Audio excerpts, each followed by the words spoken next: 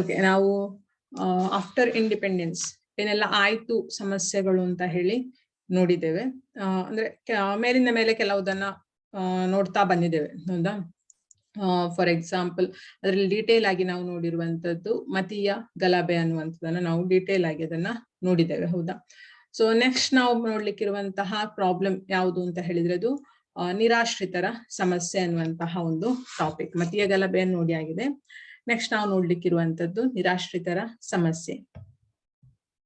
Side heading ಹಾಕೊಳ್ಳಿ. ಮತೀಯ ಗಲಭೆ ಆಲ್ಮೋಸ್ಟ್ ಕ್ಲಿಯರ್ ಮಾಡಿದ್ದೇನೆ ಅಂತ ಅನ್ಕೊಂಡಿದ್ದೇನೆ.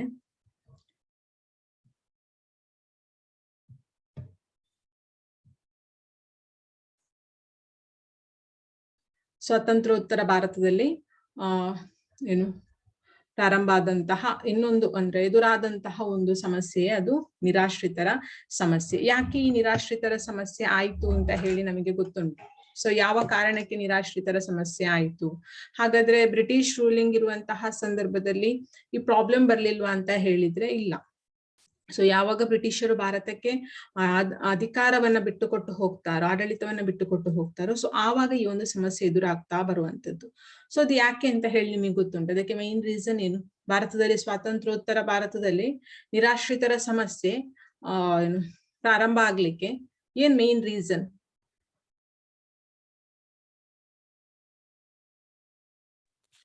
ದೇಶ ವಿಭಜನೆ. Yes, very good. ದೇಶ ವಿಭಜನೆ ಆದದ್ದು, ಆಯ್ತಾ. ಭಾರತ ವಿಭಜನೆ, ಆಯ್ತಾ. ಭಾರತ ಮತ್ತು ಪಾಕಿಸ್ತಾನ ಎನ್ನುವುದಾಗಿ ಎರಡು ಸ್ವತಂತ್ರ ದೇಶಗಳಾದದ್ದು ಅದಕ್ಕೆ ಒಂದು ಮುಖ್ಯ ಕಾರಣ ಆಗುವಂಥದ್ದು. ಸೊ ಯಾವ ರೀತಿಯಲ್ಲೆಲ್ಲ ಬಂತು ಅಂತ ಹೇಳಿ ನೋಡುವ. ಧರ್ಮ ಆಧರಿಸಿ ಭಾರತ ಪಾಕಿಸ್ತಾನದ ನಿರ್ಮಾಣ ಇದಕ್ಕೆ ಕಾರಣ ಆಗಿರ್ತದೆ. ಧರ್ಮ ಆಧರಿಸಿ ಭಾರತ ಪಾಕಿಸ್ತಾನದ ನಿರ್ಮಾಣ, ಆ ಕಾರಣ ಒಂದು ಬರೆದು ಬಿಡಿ, ಕಾರಣವನ್ನೊಂದು. ನಿರಾಶ್ರಿತರ ಸಮಸ್ಯೆ, ಅದಕ್ಕೆ ಕಾರಣವನ್ನ ಬರೀರಿ. ಧರ್ಮ ಆಧರಿಸ ಭಾರತ ಪಾಕಿಸ್ತಾನದ ನಿರ್ಮಾಣ ಅಥವಾ ವಿಭಜನೆ. 1947ಕ್ಕೆ ನಮಗೆ ಭಾರತಕ್ಕೆ ಸ್ವಾತಂತ್ರ್ಯ ಸಿಕ್ಕಿತು. ದ ಸೇಮ್ ಟೈಮ್ ಪಾಕಿಸ್ತಾನಕ್ಕೂ ಸಹ ಅದೇ ರೀತಿಯಲ್ಲಿ ಪಾಕಿಸ್ತಾನವೂ ಸಹ ಸ್ವತಂತ್ರ ಆಯ್ತು ಅಂತ ಹೇಳಿ ಹೇಳ್ಬೋದು. ಸೊ ಆ ಸಂದರ್ಭದಲ್ಲಿ ಅನೇಕ ಮಿಲಿಯನ್ ಜನರು ಭಾರತ ಮತ್ತು ಪಾಕಿಸ್ತಾನದ ನಡುವೆ ತಮ್ಮ ಮುಂದಿನ ಬದುಕಿನ ನೆಲೆಯನ್ನ ಕಂಡುಕೊಳ್ಳಿಕ್ಕೆ ಪ್ರಯತ್ನವನ್ನ ಮಾಡ್ತಾರೆ. ಸೊ ಅದ್ರಲ್ಲಿ ನಾನು ಹೇಳಿದ್ದೇನೆ ಆಲ್ರೆಡಿ, ಭಾರತದಿಂದ ಪಾಕಿಸ್ತಾನಕ್ಕೆ ಹೋದವರಿಗಿಂತ ಪಾಕಿಸ್ತಾನದ ನೆಲೆಯಲ್ಲಿ ಇದ್ದಂತಹ ಜನರು ಭಾರತಕ್ಕೆ ಬಂದದ್ದೇ ಹೆಚ್ಚಿನ ಸಂಖ್ಯೆಯಲ್ಲಿ ಇತ್ತು ಅಂತ ಹೇಳಿ.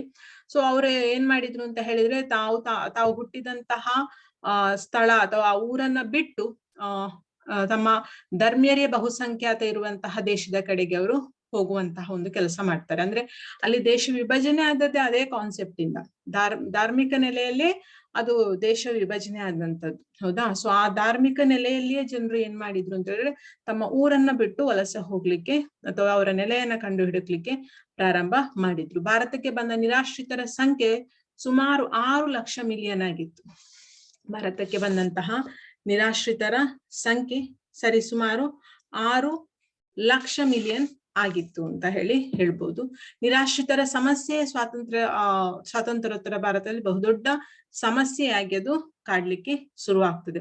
ಪಶ್ಚಿಮ ಪಾಕಿಸ್ತಾನದಿಂದ ಬಂದ ನಿರಾಶ್ರಿತರ ಸಮಸ್ಯೆಗಳನ್ನು ಬಹುತೇಕ 1951ರ ವೇಳೆಗಾಗುವಾಗ ಪರಿಹರಿಸುವಂತಹ ಪ್ರಯತ್ನವನ್ನು ಮಾಡಲಾಗ್ತದೆ.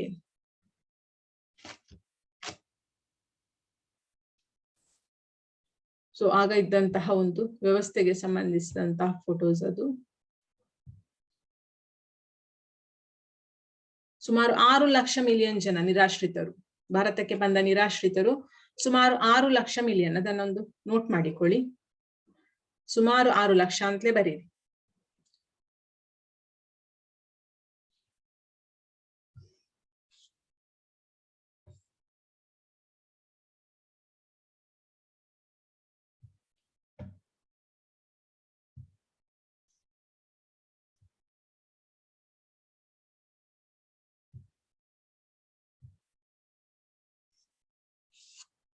ಅದರಲ್ಲಿ ಪಶ್ಚಿಮ ಪಾಕಿಸ್ತಾನ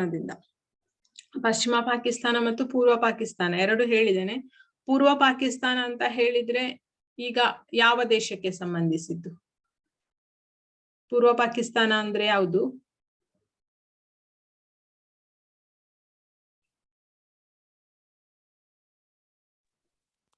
ಬಾಂಗ್ಲಾದೇಶ. ಎಸ್, ಈಗ ನಾವೇನ್ ಬಾಂಗ್ಲಾದೇಶ ಅಂತ ಹೇಳಿ ಕನ್ಸಿಡರ್ ಮಾಡ್ತೇವೆ ಅದು ಪೂರ್ವ ಪಾಕಿಸ್ತಾನ ಅಂತ ಹೇಳಿ ಕನ್ಸಿಡರ್ ಮಾಡಿ ಅವಾಗ ಹೇಳ್ತಾ ಇದ್ದಂಥದ್ದು. ಸೊ ಪಶ್ಚಿಮ ಪಾಕಿಸ್ತಾನ ಅಂತ ಹೇಳಿದ್ರೆ ಈಗ ಇರುವಂತದ್ದು. ಪಶ್ಚಿಮ ಪಾಕಿಸ್ತಾನದಿಂದ ಬಂದಂತಹ ನಿರಾಶ್ರಿತರ ಸಮಸ್ಯೆಗಳನ್ನ ಸಾಧಾರಣ 1951 ಆಗುವಾಗ ಆಲ್ಮೋಸ್ಟ್ ಆಲ್ ಆಗಿ ಅದನ್ನ ಕ್ಲಿಯರ್ ಮಾಡ್ತಾರೆ. ಅಂದ್ರೆ ಹೇಗೆ ಸಮಸ್ಯೆ ಬಗೆಹರಿಸುದು ಅಂತ ಹೇಳಿದ್ರೆ ಅಲ್ಲಿಂದ ಬಂದಂತಹ ಜನರಿಗೆ ವಸತಿಯನ್ನ ಕಲ್ಪಿಸುವಂತಹ ವ್ಯವಸ್ಥೆ, ಅವರಿಗೆ ಬೇಕಾದ ಮೂಲಭೂತ ಫೆಸಿಲಿಟಿಯನ್ನ ಕೊಡುವಂತಹ ಕೆಲಸವನ್ನ ಭಾರತ ಸರ್ಕಾರ ಮಾಡ್ತದೆ. ಆದ್ರೆ ಪೂರ್ವ ಪಾಕಿಸ್ತಾನ ಅಂದ್ರೆ ಇವಾಗಿನ ಬಾಂಗ್ಲಾದೇಶ, ಸೊ ಅಲ್ಲಿಂದ ಬರ್ಲಿಕ್ಕೆ ಪ್ರಾರಂಭಿಸಿದಂತಹ ನಿರಾಶ್ರಿತರ ಸಂಖ್ಯೆಯು ಅನೇಕ ವರ್ಷಗಳ ಕಾಲ ಮುಂದುವರಿತಾ ಬರ್ತದೆ. ಅಂದ್ರೆ ಅವರು ಬರ್ತಾನೇ ಇದ್ರು ಪೂರ್ವ ಪಾಕಿಸ್ತಾನದಿಂದ, ಅಂದ್ರೆ ಈಗಿನ ಬಾಂಗ್ಲಾದೇಶದಿಂದ ನಿರಾಶ್ರಿತರು ಬರ್ತಾನೆ ಇದ್ರು. ಅದಕ್ಕೆ ಒಂದು ಎಂಡ್ ಇಲ್ಲದಂತಹ ರೀತಿಯಲ್ಲಿ ಸುಮಾರು ಸಮಯ ಅದು ಕಂಟಿನ್ಯೂ ಆಗ್ತಾ ಹೋಗ್ತದೆ. ಬಾಂಗ್ಲಾ ಪ್ರಾಂತ್ಯಕ್ಕೆ ಹೊಂದಿಕೊಂಡಿದ್ದಲ್ವಾ ಅದು. ಇವಾಗ ನಾವೇನ್ ಪೂರ್ವ ಪಾಕಿಸ್ತಾನ ಅಥವಾ ಬಾಂಗ್ಲಾದೇಶ ಅಂತ ಏನ್ ಹೇಳ್ತೇವೆ, ಸೊ ಅದು ಬಿಫೋರ್ 1947 ಅದು ಏನು ಬಂಗಾಳ ಪ್ರಾಂತ್ಯ ಅಂತ ನಾವೇನ್ ಕರಿತೇವೆ. ಸೊ ಅದಕ್ಕೆ ಜಾಯಿನ್ ಆಗಿದ್ದಂತಹ ಒಂದು ಪ್ರದೇಶ ಆಗಿರ್ತದೆ. ಸೊ ಆ ಬಂಗಾಳ ಪ್ರಾಂತ್ಯದ ಜೊತೆಯಲ್ಲೇ ಇದ್ದಂತಹ ಒಂದು ಪ್ಲೇಸ್ ಪೂರ್ವ ಪಾಕಿಸ್ತಾನವು ಸ್ವಾತಂತ್ರ್ಯ ನಂತರ ಅಲ್ಲಿ ಏನಾಯ್ತು ಅಂತ ಹೇಳಿದ್ರೆ ಈ ಕೋಮು ಗಲಭೆಗಳನ್ನು ತುಂಬಾ ಎದುರಿಸಬೇಕಾಗಿ ಬರ್ತದೆ. ಸೊ ನಿಮಗೆ ಇವಾಗ್ಲೂ ಗೊತ್ತಿರ್ಬೋದು, ಆ ಬಂಗಾಳ ಪ್ರಾಂತ್ಯದಲ್ಲಿ ಇವಾಗ್ಲೂ ಸಹ ಒಂದು ಕೋಮು ಗಲಭೆ ಅನ್ನುವಂಥದ್ದು ಎಂಡ್ ಆಗ್ಲಿಲ್ಲ. ಸೊ ಇಲ್ಲಿ ಈಗ್ಲೂ ಸಹ ಅಲ್ಲಿ ಆ ಪ್ಲೇಸ್ ಅಲ್ಲಿ ಮತೀಯ ಗಲಭೆಗಳು ಅವಾಗ ಆಗ್ತಾನೆ ಉಂಟು, ಆಯ್ತಾ. ಸೊ ಅದು ಇವಾಗ್ಲೂ ಸಹ ಎದುರಿಸ್ತಾ ಇರುವಂತಹ ಒಂದು ಸಮಸ್ಯೆ ಆವಾಗ ಸ್ಟಾರ್ಟ್ ಆದಂತದ್ದು. ಸೊ ಇದರ ಪರಿಣಾಮವಾಗಿ ಏನಾಯ್ತು ಅಂತ ಹೇಳಿದ್ರೆ 1971 ನಿರಾಶ್ರಿತರು ವಲಸೆಯನ್ನ ಬರ್ತಾನೆ ಇದ್ರು. 1947ಗೆ ಸ್ಟಾರ್ಟ್ ಆದದ್ದು 1971 ತನಕ ಸಹ ಅಲ್ಲಿಂದ ವಲಸೆ ಬರ್ತಾನೆ ಇತ್ತು. ಸೊ ಭಾರತ ನೆಕ್ಸ್ಟ್ ಲಾಸ್ಟ್ಗೆ ಏನ್ ಮಾಡಿತ್ತು ಅಂತ ಹೇಳಿದ್ರೆ ಭಾರತ ಆ ಪ್ಲೇಸಿಗೆ ಬೆಂಬಲವನ್ನ ಸೂಚಿಸಿ ಪಾಕಿಸ್ತಾನದಿಂದ ವಿಮೋಚನೆ ಮಾಡಿತ್ತು ಅದನ್ನ. ಅಂದ್ರೆ ಇಲ್ಲಾದ್ರೆ ಪಾಕಿಸ್ತಾನ ಅದನ್ನ ಕಂಟ್ರೋಲ್ ಮಾಡ್ತಾ ಇತ್ತು, ಈ ಪೂರ್ವ ಪಾಕಿಸ್ತಾನವನ್ನ ಏನ್ ನಾವ್ ಇವಾಗ ಬಾಂಗ್ಲಾದೇಶ ಅಂತ ಹೇಳ್ತೇವೆ. ಸೊ ಅದು ಕಂಟ್ರೋಲಿಂಗ್ ಇತ್ತು ಪಾಕಿಸ್ತಾನದ ಜೊತೆಯಲ್ಲಿ. ಸೊ ನೆಕ್ಸ್ಟ್ ಭಾರತದ ಸಪೋರ್ಟಿನ ಜೊತೆಯಲ್ಲಿ ಸೊ ಅದು ಪಾಕಿಸ್ತಾನದಿಂದ ಮುಕ್ತ ಆಗಿ ಬಿಡ್ತದೆ. ಅದನ್ನ ಬಾಂಗ್ಲಾದೇಶ ಅಂತ ಹೇಳಿ ಮತ್ತೆ ಕರೀಲಿಕ್ಕೆ ಪ್ರಾರಂಭ ಆಗ್ತದೆ. ಅದು 1971 ಅಲ್ಲಿ.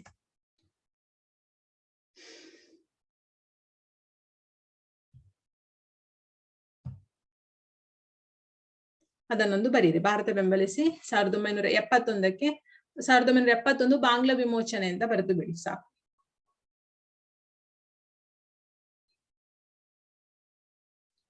1971 ಬಾಂಗ್ಲಾ ವಿಮೋಚನೆ ಕೇಳುವ ಸಾಧ್ಯತೆಗಳುಂಟು. ಬಾಂಗ್ಲಾ ವಿಮೋಚನೆ 1971.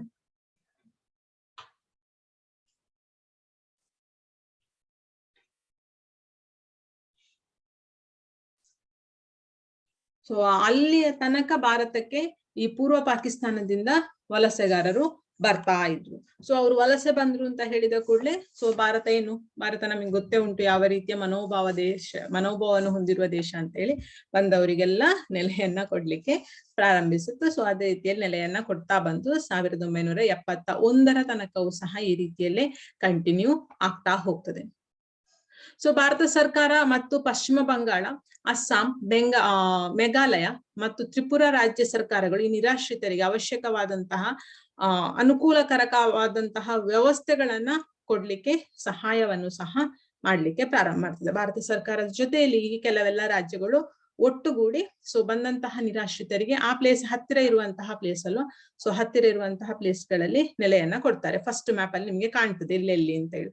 ಬಾಂಗ್ಲಾದೇಶ ಅಂತ ಹೇಳುವಂಥದ್ದು ಎಲ್ಲಿ ಉಂಟು, ಸೊ ನೆಕ್ಸ್ಟ್ ಅವ್ರು ಎಲ್ಲಿಗೆಲ್ಲ ಹೋಗ್ತಾರೆ ಅನ್ನುವಂಥದ್ದು ಸಹ ಅಲ್ಲಿ ನಿಮಗೆ ಕಾಣ್ತದೆ. ಹೌದಾ, ಹತ್ತಿರದ ದೇಶಗಳು ರಾಜ್ಯಗಳು ಪಶ್ಚಿಮ ಬಂಗಾಳ, ಅಸ್ಸಾಂ, ಮೇಘಾಲಯ, ತ್ರಿಪುರಾ. ಸೊ ಈ ಎಲ್ಲಾ ಸ್ಟೇಟ್ಸ್ ಗಳಿಗೆ ಅಲ್ಲಿಂದ ಬಂದಂತಹ ನಿರಾಶ್ರಿತರಿಗೆ ಅಲ್ಲಿ ವಲಸೆಯನ್ನ ಕೊಡಲಾಗ್ತದೆ.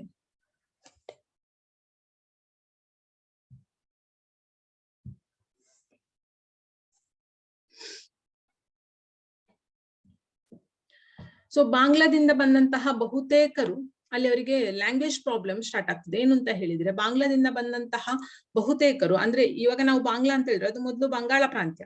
ಸೊ ಲ್ಯಾಂಗ್ವೇಜ್ ಸೇಮ್, ಹೌದಾ. ಸೊ ಲ್ಯಾಂಗ್ವೇಜ್ ಸೇಮ್ ಆಗಿರ್ತದೆ. ಸೊ ಬಾಂಗ್ಲಾದಿಂದ ಬಂದಂತಹ ಬಹುತೇಕ ನಿರಾಶ್ರಿತರಿಗೆ ಬಂಗಾಳಿ ಭಾಷೆ ಮಾತ್ರ ಗೊತ್ತಿರ್ತದೆ. ಅವರ ಮದರ್ ಟಂಗ್ ಬಂಗಾಳಿ ಭಾಷೆ, ಆಯ್ತಾ. ಸೊ ಅದು ಮಾತ್ರ ಗೊತ್ತಿರ್ತದೆ. ಆದ್ರಿಂದ ಅವರು ಹೆಚ್ಚಾಗಿ ಎಲ್ಲಿ ವಲಸೆ ಹೋಗ್ಲಿಕ್ಕೆ ಪ್ರಾರಂಭಿಸ್ತಾರೆ ಅಂತ ಹೇಳಿದ್ರೆ ಏನು ಪಶ್ಚಿಮ ಬಂಗಾಳದಲ್ಲಿ ಅವರು ಹೆಚ್ಚು ನೆಲೆಯೂರ್ಲಿಕ್ಕೆ ಇಷ್ಟಪಡ್ಲಿಕ್ಕೆ ಪ್ರಾರಂಭಿಸ್ತಾರೆ. ಯಾಕೆಂತೇಳಿದ್ರೆ ಅವ್ರಿಗೆ ಗೊತ್ತಿರುವಂತದ್ದು ಬಂಗಾಳಿ ಲ್ಯಾಂಗ್ವೇಜ್ ಒಂದೇ. ಸೊ ಬಂಗಾಳಿ ಲ್ಯಾಂಗ್ವೇಜ್ ಇರುವಂತದ್ದು ಪಶ್ಚಿಮ ಬಂಗಾಳದಲ್ಲಿ. ಸೊ ಆದ್ರಿಂದ ಅವ್ರು ಅಲ್ಲೇ ವಲಸೆ ಅಥವಾ ಅಲ್ಲೇ ನೆಲೆಯೂರ್ಲಿಕ್ಕೆ ಅವರು ಪ್ರಯತ್ನಿಸುವಂತ ಕೆಲಸವನ್ನ ಮಾಡ್ತಾರೆ. ಸೊ ಇದರ ಪರಿಣಾಮವಾಗಿ ಏನಾಯ್ತು ಅಂತ ಹೇಳಿದ್ರೆ ಪಶ್ಚಿಮ ಬಂಗಾಳದಲ್ಲಿ ಪಾಪ್ಯುಲೇಷನ್ ಹೆಚ್ಚಾಗ್ತದೆ. ಅಂದ್ರೆ ಎಲ್ಲರಿಗೂ ಅಲ್ಲೇ ನೆಲೆ ಕೊಡ್ಲಿಕ್ಕೆ ಅಂತ ಹೇಳಿದ್ರೆ ಸಾಧ್ಯ ಇಲ್ಲ, ಆಲ್ರೆಡಿ ಅಲ್ಲಿ ಪಾಪ್ಯುಲೇಷನ್ ಉಂಟಲ್ವಾ. ಸೊ ಭಾರತವೇ 1960ರ ದಶಕದ ಉತ್ತರಾರ್ಧ ಮತ್ತು 1970ರ ದಶಕದ ಮೊದಲನೆಯಲ್ಲಿ ತಾನೇ ದೊಡ್ಡ ಆರ್ಥಿಕ ಸಂಕಷ್ಟವನ್ನ ಎದುರಿಸ್ಬೇಕಂದ್ರೆ 1960 to 1970 ಸೊ ತುಂಬಾ ಎಕನಾಮಿಕಲಿ ತುಂಬಾ ಪ್ರಾಬ್ಲಮ್ ಆಗ್ತದೆ ಭಾರತಕ್ಕೆ. ಯಾಕೆಂತ ಹೇಳಿದ್ರೆ ವಲಸೆ ಬಂದವರಿಗೆ ಫೆಸಿಲಿಟಿ ಕೊಡ್ಬೇಕು, ಮತ್ತೆ ಇಡೀ ಒಂದು ವ್ಯವಸ್ಥೆಯನ್ನ ಕಂಟ್ರೋಲ್ ಮಾಡ್ಬೇಕು. ಸೊ ಆ ಟೈಮಲ್ಲಿ ಕೆಲವೊಂದಷ್ಟು ಪ್ರಾಬ್ಲಮ್ಸ್ ಗಳು ಸಹ ಬಂದು ಬಿಡ್ತದೆ ಭಾರತಕ್ಕೆ. ಏನು ಆಹಾರಕ್ಕೆ ಸಂಬಂಧಿಸಿರ್ಬೋದು, ಕೃಷಿ ವ್ಯವಸ್ಥೆಗೆ ಸಂಬಂಧಿಸಿ ಇದ್ದಂತಹ ಎಲ್ಲ ವ್ಯವಸ್ಥೆಯನ್ನು ಇನ್ನಷ್ಟು ಏನು ರಿಆರ್ಗನೈಸ್ ಮಾಡ್ಬೇಕಿತ್ತು, ಮತ್ತೆ ಸಂಘಟಿಸ್ಬೇಕಿತ್ತು ಭಾರತ ಸರ್ಕಾರ. ಸೊ ಆದ್ರಿಂದ ಎಲ್ಲವನ್ನು ಮಾಡುವಂತಹ ಸಂದರ್ಭದಲ್ಲಿ ಭಾರತ ಆರ್ಥಿಕವಾಗಿ ಬಹಳಷ್ಟು ಸಂಕಷ್ಟಕ್ಕೆ ಇರ್ತದೆ. 1960 to 1970 ಆರ್ಥಿಕ ಬಿಕ್ಕಟ್ಟು ಅಂತ ಹೇಳಿ ಬರೀ 1960ರಿಂದ 1970 ಆರ್ಥಿಕ ಬಿಕ್ಕಟ್ಟು ಅಂದ್ರೆ ಆರ್ಥಿಕ ಸಂಕಷ್ಟ ಅಂತ ಹೇಳಿ ಅದರ ಅರ್ಥ. ಸೊ ದ ಸೇಮ್ ಟೈಮ್ ಚಿತ್ರದಲ್ಲಿ ನಿಮಗೆ ಕಾಣುವ ರೀತಿಯಲ್ಲಿ ಬರಗಾಲವು ಸಹ ಬಂದು ಬಿಡ್ತದೆ ಭಾರತಕ್ಕೆ. ಬರಗಾಲದ ಪರಿಸ್ಥಿತಿಯನ್ನು ಸಹ ಸರಿ ಮಾಡಿಸ್ಬೇಕು. ಸೊ ನಿರಾಶ್ರಿತರಿಗೆ ವಲಸೆ ಕೊಡ್ಬೇಕು, ಎಲ್ಲ ಒಂದಾದ್ಮೇಲೆ ಒಂದು ಪ್ರಾಬ್ಲಮ್ಸ್ ಬರ್ತಾ ಹೋಗ್ತದೆ ಭಾರತಕ್ಕೆ. ಸೊ ಇದು ಆರ್ಥಿಕವಾದಂತಹ ಕಷ್ಟಗಳನ್ನ ಎದುರಿಸಬೇಕಾದಂತಹ ಪರಿಸ್ಥಿತಿ ಬರ್ತದೆ. ಅಷ್ಟೆಲ್ಲ ಸಮಸ್ಯೆಗಳು ಇದ್ರೂ ಸಹ ಭಾರತ ಏನ್ ಮಾಡ್ತದೆ ಅಂತ ಹೇಳಿದ್ರೆ ಬಂದಂತಹ ಏನು ವಲಸೆಗಾರರಿದ್ದಾರೆ ಬೇರೆ ದೇಶದಿಂದ ಭಾರತದಲ್ಲಿ ನೆಲೆ ಆಗ್ಬೇಕು ಅಂತ ಬಂದಂತ ವಲಸೆಗಾರರಿಗೆ ಬೇಕಾದ ಫೆಸಿಲಿಟಿಯನ್ನ ಒದಗಿಸಿಕೊಡ್ತದೆ. ಅಂದ್ರೆ ಮಾನವೀಯತೆಯನ್ನ ಭಾರತ ಅಲ್ಲಿ ಬಿಟ್ಟು ಕೊಡುದಿಲ್ಲ, ಅದನ್ನ ಕಂಟಿನ್ಯೂ ಮಾಡ್ತಾ ಹೋಗ್ತದೆ ಅಂತ ಹೇಳಿ ಅದರ ಅರ್ಥ. ಸೊ ಮಾನವೀಯತೆಯನ್ನ ಬಿಟ್ಟು ಕೊಡುದಿಲ್ಲ. ಸೊ ಎಲ್ರಿಗೂ ಬೇಕಾದಂತಹ ಫೆಸಿಲಿಟಿಯನ್ನ ಕೊಡುವಂತಹ ಕೆಲಸವನ್ನ ಭಾರತ ಮಾಡ್ತಾ ಹೋಗ್ತದೆ. ಸೊ ಈ ಸಂದರ್ಭದಲ್ಲಿ ಇದರ ಪರಿಣಾಮ ಏನಾಗ್ತದೆ ಅಂತ ಹೇಳಿದ್ರೆ ಸರ್ಕಾರದ ಮೇಲೆ ಬಹಳ ದೊಡ್ಡದಾದಂತಹ ಜವಾಬ್ದಾರಿ ಬರ್ತದೆ. ಆಯ್ತಾ, ನಿರಾಶ್ರಿತ ಜನರಿಗೆ ವಸತಿ ಕಲ್ಪಿಸುವಂತದ್ದು. ಸೊ ಈ ರೀತಿ ಅನೇಕ ಸಮಸ್ಯೆಗಳಲ್ಲಿ ಉದ್ಯೋಗ ಕೊಡ್ಬೇಕು, ಅವರಿಗೆ ಭೂಮಿ, ಶಿಕ್ಷಣ, ಆರೋಗ್ಯ ಫೆಸಿಲಿಟಿ, ಸಾಮಾಜಿಕವಾದಂತಹ ವಾತಾವರಣ, ಇದೆಲ್ಲವೂ ಸಹ ಸರ್ಕಾರದ ಮೇಲೆ ಇದ್ದಂತಹ ಒಂದು ಜವಾಬ್ದಾರಿ. ನಿರಾಶ್ರಿತರಿಗೆ ಇಷ್ಟೆಲ್ಲ ವ್ಯವಸ್ಥೆಯನ್ನ ಕಲ್ಪಿಸಿ ಕೊಡುವಂತಹ ಒಂದು ಜವಾಬ್ದಾರಿ ಭಾರತ ಸರ್ಕಾರದ ಮೇಲೆ ಇರ್ತದೆ.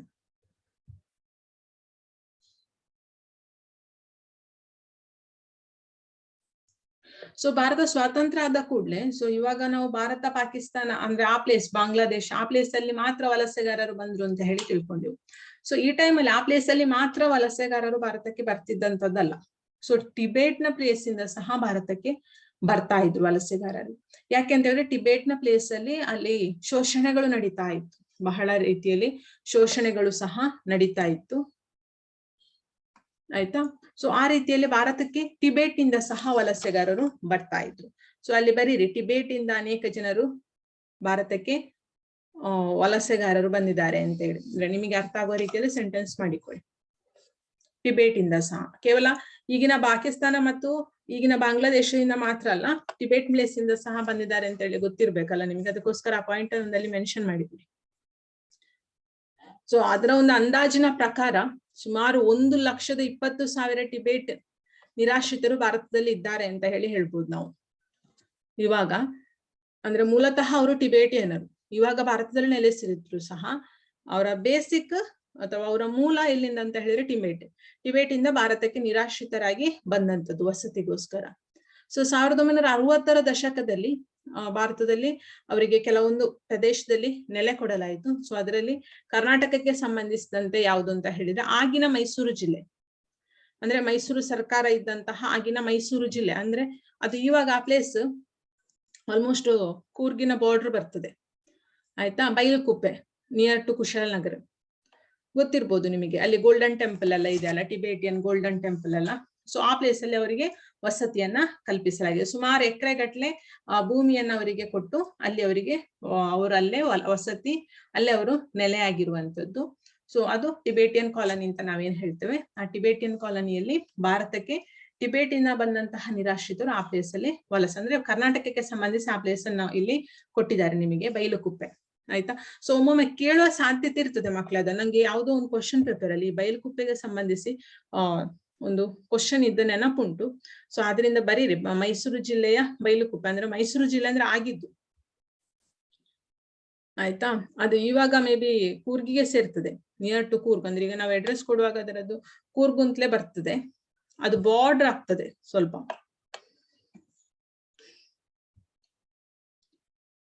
ಬೈಲುಕುಪ್ಪೆ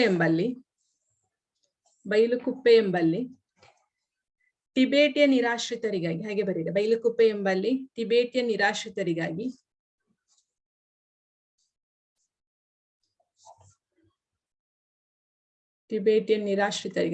ಸುಮಾರು 3,000 ಎಕರೆಗಳ, ನೋಡಿ ಎಷ್ಟು ಉಂಟು ಅಂತ. ನಿಮಗೆ ಆ ಪ್ಲೇಸಿಗೆ ಯಾರಾದ್ರೂ ಹೋಗಿದ್ರೆ ಗೊತ್ತಾಗ್ಬೋದು ಎಷ್ಟು ಲಾಂಗ್ ಆಗಿ, ತುಂಬಾ ನೀಟಾಗಿ ಹೇಗುಂಟು ಚಿತ್ರದಲ್ಲಿ ಕಾಣ್ತಾ ಉಂಟಲ್ಲ ಆ ರೀತಿಯಲ್ಲಿ.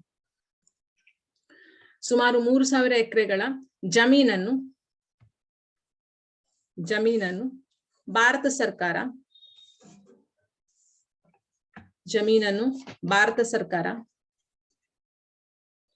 1960ರ ದಶಕದಲ್ಲಿ, ಭಾರತ ಸರ್ಕಾರ 1960ರ ದಶಕದಲ್ಲಿ ಮಂಜೂರು ಮಾಡಿತು.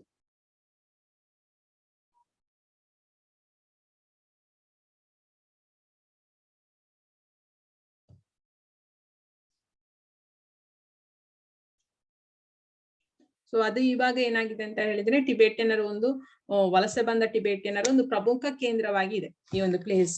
ಸೊ ನಿಮ್ಗೆ ಅಲ್ಲಿ ಒಳಗೆ ಹೋದ್ರೆ ಅವರೇ ಇರುದು, ಯಾರು ಟಿಬೇಟಿಯನ್ಸ್ ನಿಮಗೆ ಕಾಣ್ಲಿಕ್ಕೆ ಸಿಗುವಂತದ್ದು. ಅಲ್ಲಿ ಅವರದೇ ರೀತಿಯಾದಂತಹ ಜೀವನ, ಟೂರಿಸಂಗೆ ಸಂಬಂಧಿಸಿ ಅವರು ತುಂಬಾ ಅದರಲ್ಲಿ ಅವ್ರ ಜೀವನವನ್ನ ಮಾಡ್ತಾರೆ.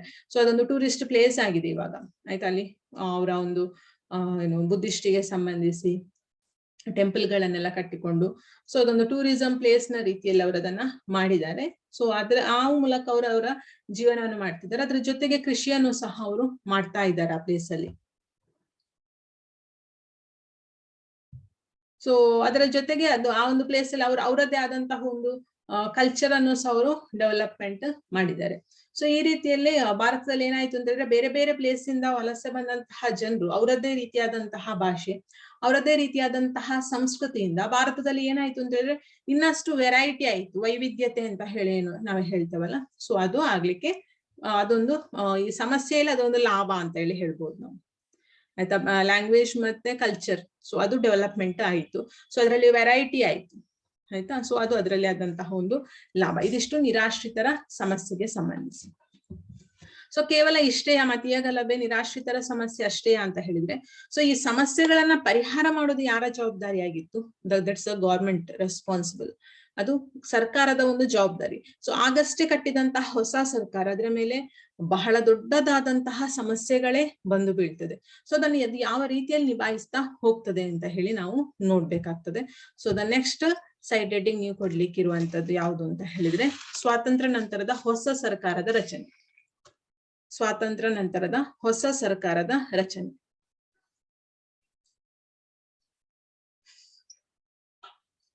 ಸ್ವಾತಂತ್ರ್ಯ ನಂತರದ ಹೊಸ ಸರ್ಕಾರದ ರಚನೆ.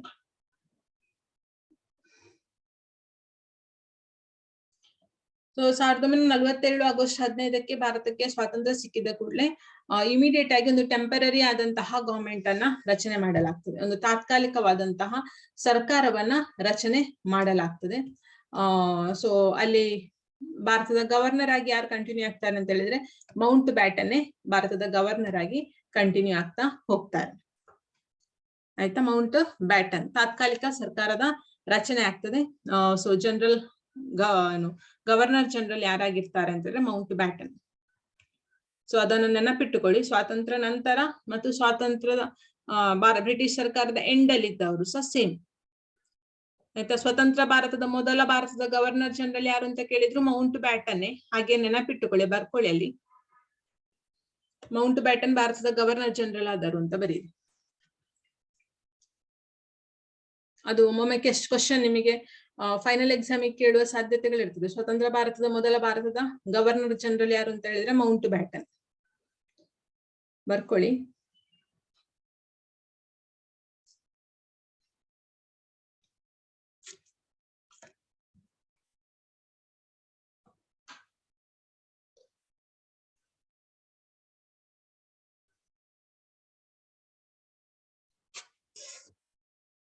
ಬರ್ತಾ ಇಲ್ಲ ಮಕ್ಳೇ ಕ್ಲಾಸಿಗೆ. ನಿಮ್ಗೆ ನಿನ್ನೆ ಮೇಡಮ್ ಕಳಿಸಿದ್ರಲ್ಲಿ ಜನವರಿಲಿ ಎಕ್ಸಾಮ್ ಅಂತ ಹೇಳಿ ಸಹ ಬಂದಿದೆ. ಇನ್ನು ನಾವು ಸಂಡೇ ಕ್ಲಾಸ್ ಮಾಡುವಂತದ್ದು ಅನಿವಾರ್ಯ, ನಿಮಗೆ ಗೊತ್ತೇ ಉಂಟು. ಮೊದ್ಲು ನೀವು 8th ಅಲ್ಲಿ ಇರುವಾಗ, ನೀವು 10th ಅಲ್ಲಿ ಇದ್ದಂತಹ ಬ್ಯಾಚಿಗೆ ಪ್ರತಿ ಸಂಡೇ ಶಾಲೆಗೆ ಬಂದು NTSC ಕ್ಲಾಸ್ ಇತ್ತು. ಸೊ ಇವಾಗ ನಿಮಗೆ ಶಾಲೆಗೆ ಬರ್ಬೇಕು ಅಂತ ಹೇಳಿಲ್ಲ, ಮನೆಯಲ್ಲೇ ಕೂತ್ಕೊಂಡು ಕ್ಲಾಸ್ ಕೇಳುವಂತಹ ಫೆಸಿಲಿಟಿ ಸಹ ಉಂಟು. ಸೊ ಆದ್ರಿಂದ ಸಂಡೇ ನಾವು ಕ್ಲಾಸ್ ಮಾಡೇ ಮಾಡ್ತೇವೆ. ಡಿಸೆಂಬರ್ ಫುಲ್ ಸಂಡೇ ಕ್ಲಾಸ್ ಇರ್ತದೆ. ಟಿಲ್ ಎಕ್ಸಾಮ್ ಆಗುವ ತನಕ ಸಹ ಸಂಡೇ ಕ್ಲಾಸ್ಗಳು ಇದೇ ರೀತಿಯಲ್ಲಿ ಕಂಟಿನ್ಯೂ ಆಗ್ತದೆ. NNMS ನಿನ್ನೆ ಸಹ ಮಾಡ್ಲಿಕ್ಕೆ ಅವಕಾಶ ಸಿಕ್ಕಿದೆ, ಆಯ್ತಾ. ಆದ್ರೆ ಕ್ಲಾಸಿಗೆ ಬಂದಂತವರ ಸಂಖ್ಯೆ 6 ಜನ ಮಾತ್ರ. ಓಕೆ. ಪ್ರಥಮ ಪ್ರಧಾನಿ ಜವಾಹರ್ಲಾಲ್ ನೆಹರು. ಬರ್ದಿದ್ರೆ ಬರಿಬೇಕು ಅಂತ ಹೇಳಿಲ್ಲ, ಬರ್ದಾಗಿದ್ರೆ ಬರಿಬೇಕು ಅಂತ ಹೇಳಿಲ್ಲ.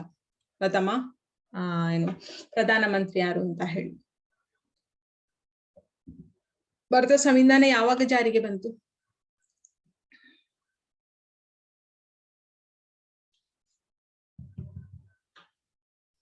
ಭಾರತ ಸಂವಿಧಾನ ಯಾವಾಗ ಜಾರಿಗೆ ಬಂತು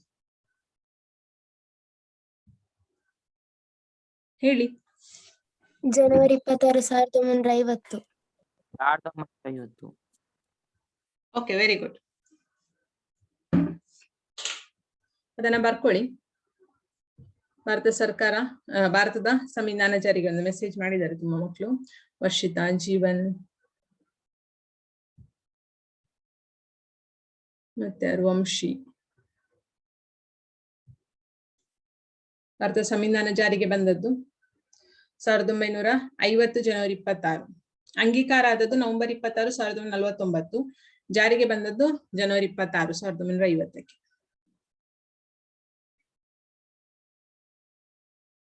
ಭಾರತದ ಪ್ರಥಮ ಪ್ರೆಸಿಡೆಂಟ್, ಪ್ರಥಮ ರಾಷ್ಟ್ರಾಧ್ಯಕ್ಷರು, ರಾಷ್ಟ್ರಪತಿ, ಇಂಗ್ಲಿಷ್ ಅಲ್ಲಿ ಪ್ರೆಸಿಡೆಂಟ್ ಯಾರು?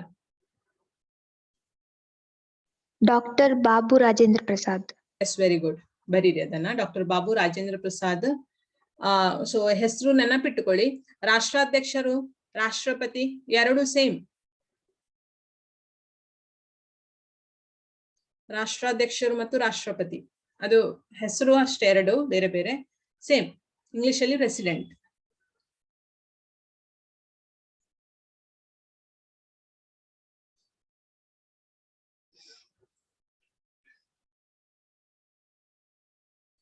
ಸೊ ಈ ಮೂಲಕ 1950ಕ್ಕೆ ಭಾರತ ಸಂವಿಧಾನ ಜಾರಿಗೆ ಬರ್ತದೆ. ಸಂವಿಧಾನ ಏನು ಅಂತ ಹೇಳಿ ಘೋಷಣೆ ಮಾಡ್ತದೆ ಅಂತ ಹೇಳಿದ್ರೆ, ಸಂವಿಧಾನವು ಭಾರತವನ್ನು ಸಾರ್ವಭೌಮ ಪ್ರಜಾಸತ್ತಾತ್ಮಕ ಗಣರಾಜ್ಯವಂತ ಹೇಳಿ ಗೋಚರಿಸ್ತದೆ.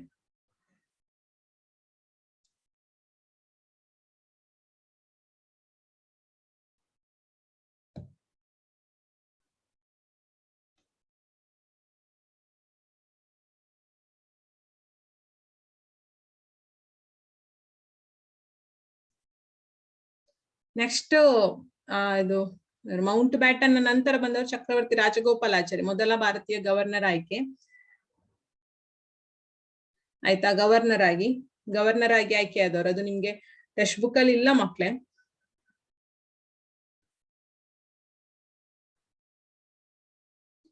ಚಕ್ರವರ್ತಿ ರಾಜಗೋಪಾಲಾಚಾರಿ ಮೊದಲ ಭಾರತೀಯ ಗವರ್ನರ್ ಆಗಿ ಆಯ್ಕೆ.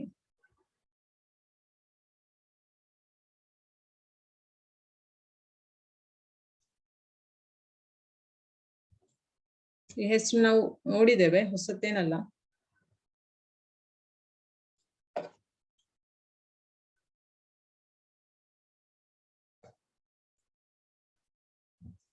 ಆಯ್ತಾ.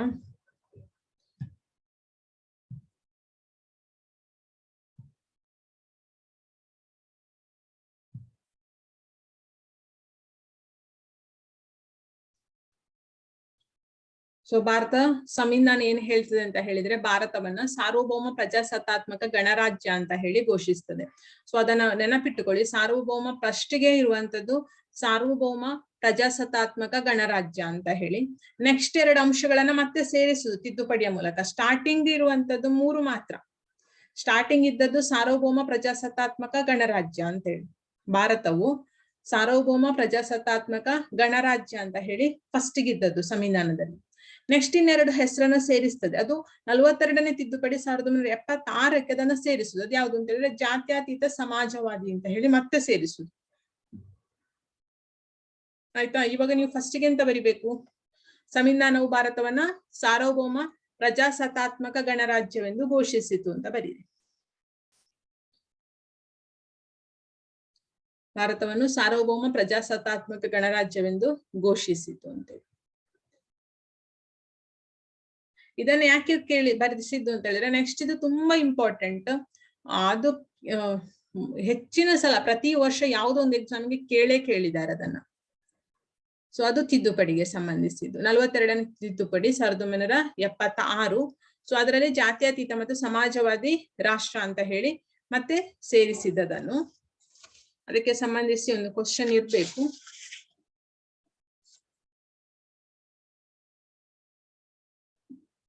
ಟೆಕ್ಸ್ಟ್ ಬುಕ್ ಅಲ್ಲಿ ಇಲ್ಲ,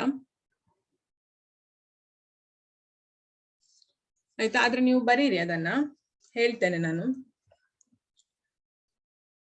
ಫಸ್ಟ್ ಗಿದ್ದದ್ದು ಸಾರ್ವಭೌಮ ಪ್ರಜಾಸತ್ತಾತ್ಮಕ ಗಣರಾಜ್ಯ ಅಲ್ವಾ. ಸೊ ನಂತರ ಅದಕ್ಕೆ ಸೇರಿಸಿರುವಂತದ್ದು ಸಂವಿಧಾನದ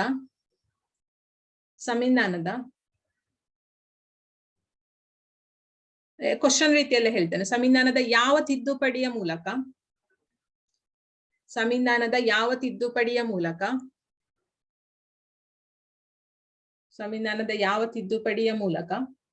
ಜಾತ್ಯತೀತ ಮತ್ತು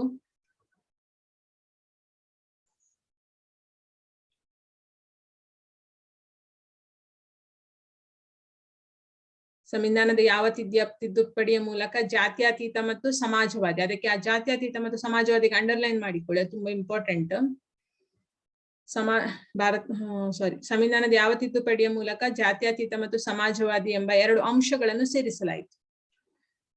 ಜಾತ್ಯತೀತ ಮತ್ತು ಸಮಾಜವಾದಿ ಎಂಬ 2 ಅಂಶಗಳನ್ನು ಸೇರಿಸಲಾಯಿತು.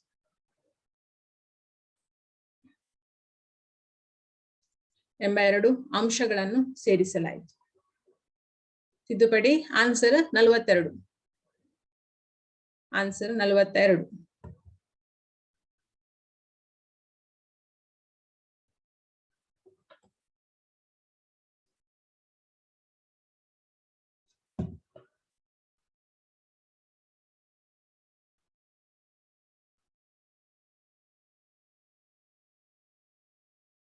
ಆಯ್ತಾ? 42ನೇ ತಿದ್ದುಪಡಿ ಯಾವಾಗ ಇಯರ್ 42ನೇ ತಿದ್ದುಪಡಿ 1976ರಲ್ಲಿ ಮಾಡಲಾಯಿತು ಅಂತೇಳಿ. 42ನೇ ತಿದ್ದುಪಡಿಯ ವರ್ಷ 1976 ಇಯರ್ ಬರ್ಕೊಳ್ಳಿ, ಅದಕ್ಕೋಸ್ಕರ ಹಾಗೆ ಹೇಳಿದ್ ನಾನು. ಸಂವಿಧಾನದ 42ನೇ ತಿದ್ದುಪಡಿಯನ್ನು ಯಾವಾಗ ಮಾಡಲಾಯಿತು ಅಂತ ಹೇಳಿದ್ರೆ ಆನ್ಸರ್ 1976, 1976 ಇಯರ್ ಇಂಪಾರ್ಟೆಂಟ್, ತಿದ್ದುಪಡಿ ಇಂಪಾರ್ಟೆಂಟ್. ತಿದ್ದುಪಡಿಯಲ್ಲಿ ತಂದಂತಹ 2 ಅಂಶಗಳು ಜಾತ್ಯತೀತ ಮತ್ತು ಸಮಾಜವಾದಿ. 42ನೇ ತಿದ್ದುಪಡಿಯ ಮೂಲಕ ಸಂವಿಧಾನದಲ್ಲಿ ಸೇರಿಸಲಾದ 2 ಅಂಶಗಳು ಯಾವುದು ಅಂತ ಸಹ ಕೇಳ್ಬೋದು. ಸೊ ಅದು ಜಾತ್ಯತೀತ ಮತ್ತು ಸಮಾಜವಾದಿ. ಆ ರೀತಿಯಲ್ಲಿ ನೆನಪಿಟ್ಟುಕೊಳ್ಬೇಕು ನೀವು.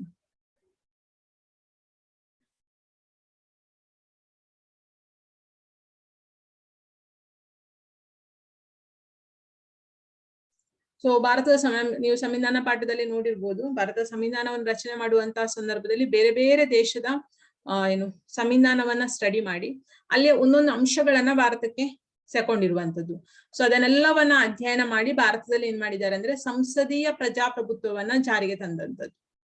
ಆಯ್ತಾ? ಬೇರೆ ಎಲ್ಲಾ ದೇಶದ ಸಂವಿಧಾನವನ್ನ ಅಧ್ಯಯನ ಮಾಡಿ ಸೊ ಅದನ್ನೆಲ್ಲ ಕ್ರೋಢೀಕೃತ ಮಾಡಿ ಸೊ ಯಾವ ರೀತಿಯ ಸರ್ಕಾರವನ್ನ ಭಾರತದಲ್ಲಿ ತಂದ್ರೆ ಯೋಗ್ಯ ಅಂತ ಹೇಳಿ ಯೋಚನೆ ಮಾಡಿ ಸೊ ಭಾರತದಲ್ಲಿ ಸಂಸದೀಯ ಪ್ರಜಾಪ್ರಭುತ್ವವನ್ನ ಜಾರಿಗೆ ತರಲಾಯಿತು. ಅಧ್ಯಕ್ಷೀಯ ಮಾದರಿಯನ್ನ ತಿರಸ್ಕರಿಸಿತು. ಸೊ ಭಾರತದಲ್ಲಿ ಅಧ್ಯಕ್ಷೀಯ ಮಾದರಿ ಸರ್ಕಾರ ಇಲ್ಲ. ಆಯ್ತಾ? ಅಧ್ಯಕ್ಷೀಯ ಅಂತ ಹೇಳಿದ್ರೆ ಒಬ್ನೇ ಇರ್ತಾನೆ ಅವನು. ಆಯ್ತಾ? ಸೊ ಇಲ್ಲಿ ಆ ರೀತಿಯಲ್ಲಿ ಅಲ್ಲ, ಸೊ ಇಲ್ಲಿ ಸಂಸದೀಯ ಪ್ರಜಾಪ್ರಭುತ್ವವನ್ನ ಜಾರಿಗೆ ತಂದದ್ದು. ಭಾರತದಲ್ಲಿರುವಂತಹ ಸರ್ಕಾರದ ವ್ಯವಸ್ಥೆ ಯಾವುದು ಅಂತ ಹೇಳಿದ್ರೆ ಸಂಸದೀಯ ಪ್ರಜಾಪ್ರಭುತ್ವ ವ್ಯವಸ್ಥೆ. ಸೊ ನೆನಪಿಟ್ಟುಕೊಳ್ಳಿ, ಅದಕ್ಕೆ ಎರಡೆರಡು ಸಲ ಹೇಳಿದ್ದು ನಾನು, ನೋಟ್ ಮಾಡಿಕೊಳ್ಳಿ. ಸಂಸದೀಯ ಪ್ರಜಾಪ್ರಭುತ್ವ ವ್ಯವಸ್ಥೆ ಯಾವುದನ್ನು ಕೈಬಿಟ್ಟದ್ದು ಅಂತ ಹೇಳಿ ಅಧ್ಯಕ್ಷೀಯ ಮಾದರಿಯನ್ನ ಕೈಬಿಟ್ಟದ್ದು. ನಾವ್ ಇವಾಗ ಅಮೆರಿಕದ ಅಧ್ಯಕ್ಷ ಅಂತ ಹೇಳುದು, ಹೌದಾ? ಸೊ ಆ ರೀತಿ ಅಧ್ಯಕ್ಷೀಯ ಮಾದರಿಯ ಸರ್ಕಾರ ಭಾರತದಲ್ಲಿ ಇಲ್ಲ. ಸೊ ಭಾರತದಲ್ಲಿ ಸಂಸದೀಯ ಮಾದರಿಯಾದಂತಹ ಏನು ಪ್ರಜಾಪ್ರಭುತ್ವ ವ್ಯವಸ್ಥೆ ಜಾರಿಯಲ್ಲಿ ಇರುವಂತದ್ದು. ಸೊ ಇದೆಲ್ಲ ಸರ್ಕಾರದ ರಚನೆಗೆ ಸಂಬಂಧಿಸಿದಂತಹ ಕೆಲವೊಂದು ಅಂಶಗಳು. ಸೊ ಸ್ವತಂತ್ರ ವಿದೇಶಾಂಗ ನೀತಿಯನ್ನು ಭಾರತ ಹೊಂದಿದೆ. ಸೊ ಅದರ ಜೊತೆ ಸಂಸದೀಯ ಮಾದರಿ ಜಾರಿಗೆ ಬಂದಿದೆ. ಸೊ ಭಾರತದಲ್ಲಿ ಸ್ವತಂತ್ರವಾದಂತಹ ವಿದೇಶಾಂಗ ನೀತಿ ಇರುವಂತದ್ದು. ಸೊ ಅದರ ಬಗ್ಗೆ ನಾವು ಏನು ನೆಹರೂರವರ ಬಗ್ಗೆ ನೋಡುವಂತಹ ಸಂದರ್ಭದಲ್ಲಿ ನೋಡಿದ್ದೇವೆ. ನೆಕ್ಸ್ಟ್ ಬರುವಂತದ್ದೇ ಯಾವುದು ಅಂತ ಹೇಳಿದ್ರೆ ದೇಶೀಯ ಸಂಸ್ಥಾನಗಳ ವಿಲೀನೀಕರಣ. ಸೊ ಭಾರತ ಅದರದೇ ಆದಂತಹ ವಿದೇಶಾಂಗ ನೀತಿ ಹೊಂದಿದೆ ಅನ್ನೋದಕ್ಕೆ. ನೆಕ್ಸ್ಟ್ ದೇಶೀಯ ಸಂಸ್ಥಾನಗಳ ವಿಲೀನೀಕರಣ. ಇವತ್ತು ಆಗುದಿಲ್ವಾ ಅಂತಿದ್ರು. ನೆಕ್ಸ್ಟ್ ಟಾಪಿಕ್, ಇದು ಒಂದು ರೀತಿಯ ಸಮಸ್ಯೆ ಆಗಿರ್ತದೆ. ಸೊ ನಾನು ಆಲ್ರೆಡಿ ನಿಮಗೆ ಹೇಳಿದ್ದೇನೆ, ಭಾರತ ಏನು ವಿಭಜನೆ ಆಗುವಂತಹ ಸಂದರ್ಭದಲ್ಲಿ ಅಥವಾ ಸ್ವಾತಂತ್ರ್ಯ ಪಡ್ಕೊಂಡಂತಹ ಸಂದರ್ಭದಲ್ಲಿ ಭಾರತದಲ್ಲಿ ಅನೇಕ ದೇಶೀಯ ಸಂಸ್ಥಾನಗಳಿತ್ತು ಅಂತ ಹೇಳಿದ್ದೇನೆ. ಸೊ ಎಷ್ಟು ನಂಬರ್? ಭಾರತ ಸ್ವತಂತ್ರದ ಆ ಸಂದರ್ಭದಲ್ಲಿ ಅಥವಾ ಬ್ರಿಟಿಷರು ಭಾರತವನ್ನ ಬಿಟ್ಟು ಹೋಗುವಂತಹ ಸಂದರ್ಭದಲ್ಲಿ ಭಾರತದಲ್ಲಿದ್ದಂತಹ ಒಟ್ಟು ದೇಶೀಯ ಸಂಸ್ಥಾನಗಳ ಸಂಖ್ಯೆ ಎಷ್ಟು?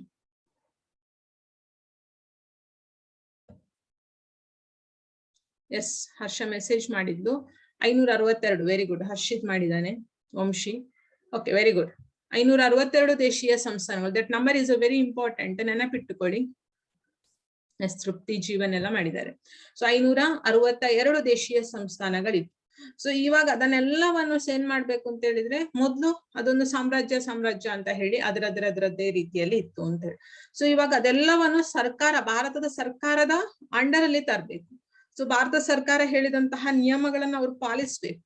ಸೊ ಅದನ್ನೆಲ್ಲ ಒಟ್ಟುಗೂಡಿಸುವಂತದ್ದು ಬಹಳ ದೊಡ್ಡದಾದಂತಹ ಕೆಲಸ. ಸೊ ನಿಮಗೆ ಗೊತ್ತುಂಟು, ಕೆಲವೊಬ್ರು ಅಂದ್ರೆ ಅವರ ಒಂದು ವಿಚಾರಗಳಿದ್ರೆ ಅದರಿಂದ ಅವರು ಹೊರಗೆ ಬರ್ಲಿಕ್ಕೆ ತಯಾರಿರುವುದಿಲ್ಲ. ಸೊ ಕೆಲವೊಂದು ಟ್ರೆಡಿಷನಲ್ ವಿಚಾರಗಳಿದ್ರೆ ಸೊ ಅದರಿಂದ ಅವರು ಹೊರಗೆ ಬರ್ಲಿಕ್ಕೆ ಅವ್ರು ರೆಡಿ ಇರುವುದಿಲ್ಲ, ಹೌದಾ?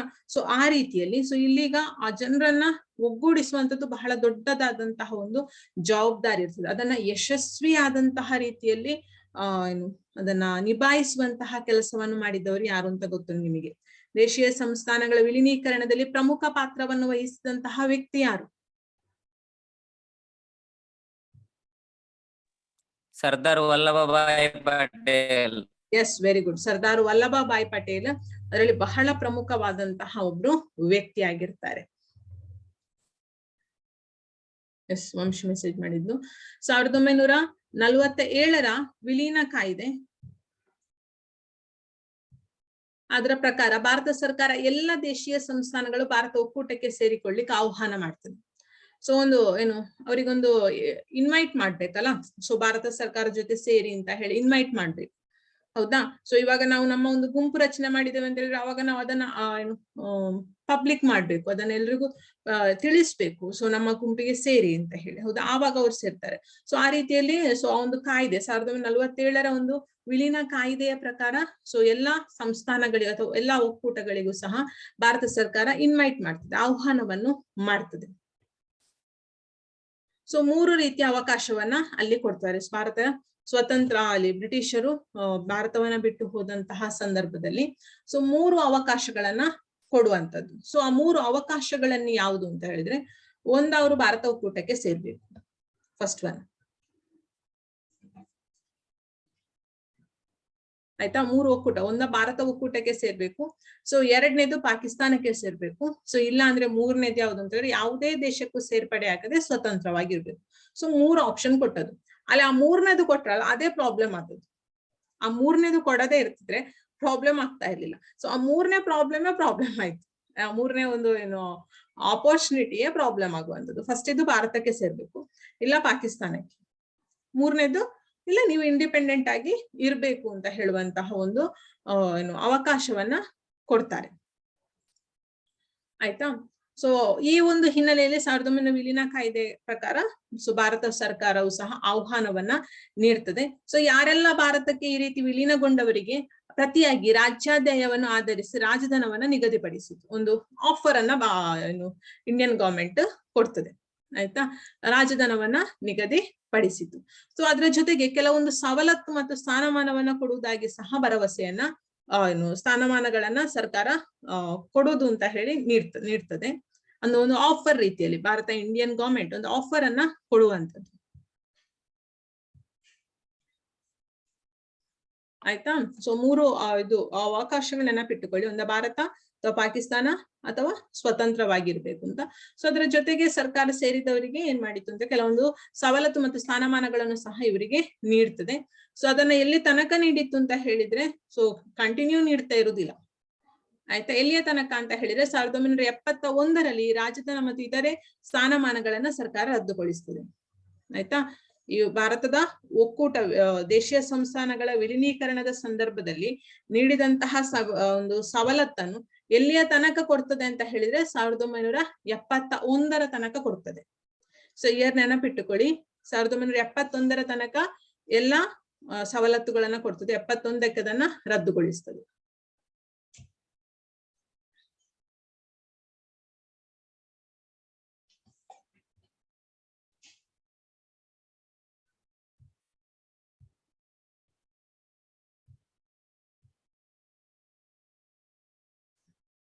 ಸೊ ಅದರಲ್ಲಿ ಪ್ರಾಬ್ಲಮ್ ಆದಂತದ್ದು ಆಯ್ತು ಮಕ್ಕಳು, ಒಂದೂವರೆ ನಿಮಿಷದಲ್ಲಿ ಕ್ಲಾಸ್ ಎಂಡ್ ಆಗ್ತದೆ. ಸೊ ಈ ರೀತಿಯ ಒಂದು ವ್ಯವಸ್ಥೆ ಇದ್ದಂತಹ ಸಂದರ್ಭದಲ್ಲಿ ಕೆಲವು ಸಂಸ್ಥಾನಗಳು ಏನ್ ಮಾಡ್ತದೆ ಅಂತ ಹೇಳಿದ್ರೆ, ವಿಲೀನೀಕರಣ ಪ್ರಕ್ರಿಯೆಯಲ್ಲಿ ಜುನಾಗಢ್, ಹೈದರಾಬಾದ್ ಮತ್ತು ಜಮ್ಮು ಕಾಶ್ಮೀರ ಈ 3 ಸಂಸ್ಥಾನಗಳು ಏನ್ ಮಾಡ್ತದೆ ಅಂತ ಹೇಳಿದ್ರೆ ತೀವ್ರವಾದಂತಹ ವಿರೋಧವನ್ನ ವ್ಯಕ್ತಪಡಿಸ್ತದೆ, ಆಯ್ತಾ. ಅದ್ರಲ್ಲಿ ಒಂದೊಂದನ್ನೇ ನಾವು ನೋಡ್ಲಿಕ್ಕಿರುವಂತದ್ದು ಯಾವ್ದೆಲ್ಲ ಏನೆಲ್ಲ ಪ್ರಾಬ್ಲಮ್ ಆಯ್ತು ಅಂತ ಹೇಳಿ ಅದನ್ನ ನೆಕ್ಸ್ಟ್ ಕ್ಲಾಸ್ ಅಲ್ಲಿ ನೋಡುವ. ಸೊ ಅದರಲ್ಲಿ ಉಕ್ಕಿನ ಮನುಷ್ಯ ಅಂತ ಹೇಳಿ ಕರೆಯಲ್ಪಡುವಂತಹ ಸರ್ದಾರ್ ವಲ್ಲಭಭಾಯ್ ಪಟೇಲ್ ರವರು ಪ್ರಮುಖ ಪಾತ್ರ ವಹಿಸ್ತಾರೆ. ಪ್ರಥಮ ಗೃಹ ಮಂತ್ರಿ ಅವರು. ಪ್ರಥಮ ಗೃಹ ಮಂತ್ರಿ ಅಂತ ಬರೆಯದಿದ್ರೆ ಬರೀರಿ, ಪ್ರಥಮ ಗೃಹ ಮಂತ್ರಿ ಸರ್ದಾರ್ ವಲ್ಲಭಭಾಯ್ ಪಟೇಲ್ ಅಂತ ಬರೆದು ಬ್ರಾಕೆಟ್ ಅಲ್ಲಿ ಉಕ್ಕಿನ ಮನುಷ್ಯ ಅಂತ ಸಹ ಬರಿಬೇಕು, ಬರೆಯದವರು ಬರೀರಿ ಅದನ್ನು. ಪ್ರಥಮ ಗೃಹ ಮಂತ್ರಿ ಸರ್ದಾರ್ ವಲ್ಲಭಭಾಯ್ ಪಟೇಲ್ ಬ್ರಾಕೆಟ್ ಅಲ್ಲಿ ಉಕ್ಕಿನ ಮನುಷ್ಯ. ಸೊ ಉಕ್ಕಿನ ಮನುಷ್ಯ ಅಂತ ಹೇಳಿ ಕರೆದದ್ದೇ ಅದಕ್ಕೆ, ಯಾಕೆಂತ ಹೇಳಿದ್ರೆ ಈ ಒಂದು ಕೆಲಸವನ್ನ ಮಾಡ್ಲಿಕ್ಕೆ ನಾರ್ಮಲ್ ಆಗಿ ಆ ರೀತಿಯಲ್ಲಿ ಎಲ್ರಿಗೂ ಸಾಧ್ಯ ಇಲ್ಲ. ಸೊ ಇದು ತುಂಬಾ ಕ್ಲಿಷ್ಟಕರವಾದಂತಹ ಒಂದು ಜವಾಬ್ದಾರಿ ಆಗಿರ್ತದೆ. ಸೊ ಅದನ್ನ ಅವರು ಸರಿಯಾದಂತಹ ರೀತಿಯಲ್ಲಿ ಗಟ್ಟಿಯಾಗಿ ಅದನ್ನ ನಿರ್ವಹಿಸ್ತಾರೆ. ಸೊ ಆ ಕಾರಣಕ್ಕೋಸ್ಕರ ಅವರನ್ನ ಉಕ್ಕಿನ ಮನುಷ್ಯ ಅಂತ ಹೇಳಿಯೇ ಕರೆಯುವಂಥದ್ದು, ಆಯ್ತಾ. ಸೊ ಅದು ಅವರು ಪ್ರಮುಖ ಪಾತ್ರವನ್ನ ವಹಿಸ್ತದೆ. ಸೊ ಇದರಲ್ಲಿ ಹೈದರಾಬಾದ್, ಜುನಾಗಢ್ ಮತ್ತು ಕಾಶ್ಮೀರ ಪ್ಲೇಸ್, ಸೊ ಅದು ಯಾವ ರೀತಿಯಲ್ಲಿ ವಿಲೀನೀಕರಣ ಆಗ್ತದೆ, ಆ ಪ್ರಾಬ್ಲಮ್ ಅನ್ನ ಹೇಗೆ ಸಾಲ್ವ್ ಮಾಡ್ತಾರೆ. ಸೊ ಅದರ ಜೊತೆಯಲ್ಲಿ ಗೋವಾ, ಪಾಂಡಿಚೇರಿ, ಸೊ ಇದು ಸಹ ವಿದೇಶಿಯರ ಕಂಟ್ರೋಲ್ ಅಲ್ಲಿ ಇರ್ತದೆ, ಅದನ್ನ ಹೇಗೆ ಪ್ರಾಬ್ಲಮ್ ಸಾಲ್ವ್ ಆಯ್ತು.